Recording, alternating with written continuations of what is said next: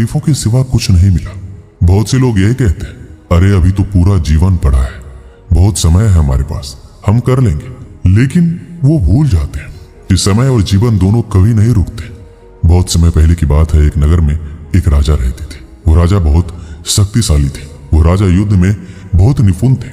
वो कभी भी युद्ध नहीं हारते थे।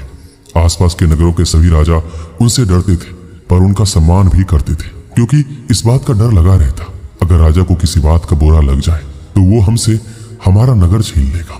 वो राजा अपने सभी कार्यों को समय पर पूरा करता। उसके उठने से लेकर सोने तक की पूरी समय सारणी थी। वो किसी भी काम को बाद के लिए नहीं छोड़ता था। उसके सेवक भी इस बात का ध्यान रखते थे कि राजा का काम समय पर ही पूरा होना चाहिए।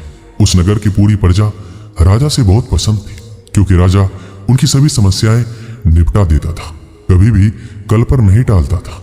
उस राजा का प्रशासन बहुत ही अच्छे से चल रहा था, क्योंकि वो राजा अपने सभी कर्तव्यों को पूरी तरह ईमानदारी के साथ पालन कर रहा था। उस राजा का सबसे बड़ा हथियार समय था। वो कभी भी समय का दुरुपयोग नहीं करता था। उसको समय की कीमत अच्छे से पता थी, इसलिए वो अपने सभी कार्य समय पर ही पूरे कर लेता था, जिससे उसको कभी तनाव नहीं होता था। उसे कभी भी किसी बात को लेकर चिंता नहीं होती थी कि मेरा ये कार्य रह गया, मैं इसे कब करूंगा। वो तो अपने सभी कार्यों को समय पर पूर्ण कर लिया करता था। उस राजा के पास सब कुछ था, धन दौलत ऐशो आराम, सभी प्रकार की सुख सुविधाएं, लेकिन कोई संतान नहीं थी। कभी कभी राजा को इस बात का दुख होता कि उसके पास संतान क्यों नहीं है। वो संतान पाने के लिए मंदिरों में जाता, भगवान के आगे माथा टेकता, खूब दान पुण्य करता और कहता, भगवान मुझे एक संतान दे दो, ताकि मैं भी उसे अपनी तरह बनाऊं, जो मेरे जाने के बाद इस नगर की रक्षा करे, मेरे ही तरह वीर बने। फिर राजा वापस अपने कार्यों में लग जाता। एक दिन राजा को अपनी सेविका से पता चलता है कि रानी गर्भवती है। ये सुनकर राजा की खुशी का कोई ठिकाना नहीं था। उसने पूरे नगर में मिठाइयां बंटवाई, खूब दान किया। जब राजा का पुत्र पैदा हुआ तो राजा ने उसका नाम युवराज रखा। राजा अपने पुत्र से बहुत स्नेह करता था। वो उसे बचपन से ही अच्छी बातें सिखाता था। समय के साथ उसका पुत्र भी बड़ा होने लगा। अब राजा को किसी चीज की कोई चिंता नहीं रही, क्योंकि अब राजा का पुत्र उसका कारोबार संभाल लेगा। लेकिन राजा जब भी उसे युद्ध नीतियां सिखाता तो युवराज कुछ न कुछ बहाना मार के वहां से चला जाता।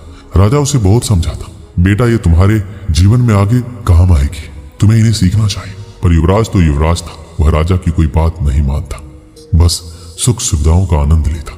जब राजा उसे कुछ कहता तो वो हर बात को कल पर करने के लिए कह देता। राजा उसे कोई कार्य करने के लिए देते तो कहता, पिताजी मैं ये काम कल कर लूंगा। राजा जब भी युद्ध कौशल सिखाने की बात करते तो उनसे कहता, पिताजी मैं कल सीख लूंगा, कल करूंगा, कल करूंगा। करते करते युवराज 20 साल का हो चुका था, लेकिन उन्होंने कभी युद्ध कौशल नहीं सीखा, न ही उन्होंने कोई कार्य किया। समय कभी रुकता नहीं है, निरंतर चलता रहता है। ना ही हमारा जीवन रुकता है, निरंतर चलता रहता है। देखते ही देखते युवराज जवान हो गया और राजा बूढ़ा हो गया। तभी उसके नगर पर पड़ोसी राज्य के राजा ने आक्रमण कर दिया। अब युवराज के सामने समस्या आन पड़ी। अब वो उनसे युद्ध कैसे करेगा? उसने तो कभी युद्ध कौशल सीखा ही नहीं। अब उसे एहसास होने लगा कि अब मैं युद्ध कैसे करूंगा। ये सोचकर अपने पिताजी के पास गया। पिताजी भी क्या करते, राजा बूढ़ा हो चुका था। अब उसके शरीर में इतनी ऊर्जा नहीं थी कि वो रणभूमि में जाकर युद्ध लड़े। राजा ने अपने बेटे से कहा कि अगर तुम समय रहते युद्ध कौशल के बारे में सीख लेते तो आज ये नौबत नहीं आती। लेकिन अब हम कुछ नहीं कर सकते, हमें तो युद्ध करना ही पड़ेगा। इसके अलावा हमारे पास कोई भी रास्ता नहीं है, क्योंकि राजा कभी युद्ध से पीछे नहीं हटते, फिर चाहे परिणाम कैसा भी हो। इसके बाद राजा और युवराज अपनी सेना के साथ युद्ध के लिए निकल गए। मगर युवराज को तो युद्ध कौशल के बारे में कुछ भी नहीं पता था। उसे तो ठीक से तलवार चलानी भी नहीं आती थी और राजा बूढ़ा था, तो उसके शरीर में इतनी शक्ति नहीं थी कि वो ठीक तरीके से युद्ध कर सके। जिसका परिणाम ये हुआ कि राजा युद्ध में मारा गया और युवराज भी बुरी तरह से घायल हो गया। पर उसी नगर के राजा ने उसका नगर छीन लिया। जैसे तैसे युवराज अपनी जान बचाकर वहां से भाग गया। वो युवराज वहां से जंगल में पहुंच गया। सब कुछ नष्ट हो चुका था। अब उसको पिताजी की सारी बातें याद आ रही थी, लेकिन अब उनको याद करके क्या फायदा। जब युवराज को खाने के लिए कुछ नहीं मिला तो उसने जंगली फल खाकर अपना पेट भरा। तब उसे उस भोजन की याद आने लगी जो महल में बैठकर बड़ी तसल्ली से खाया करता था। अब उसकी हालत ऐसी हो गई थी, काश उसने समय रहते अपने पिताजी से युद्ध कौशल सीख लिया होता तो आज उसे सब कुछ गंवाना नहीं पड़ता। पर अब तो समय जा चुका है, अब मैं कुछ नहीं कर सकता। अब मुझे सारा खेल समझ आ गया है, आपका धन्यवाद।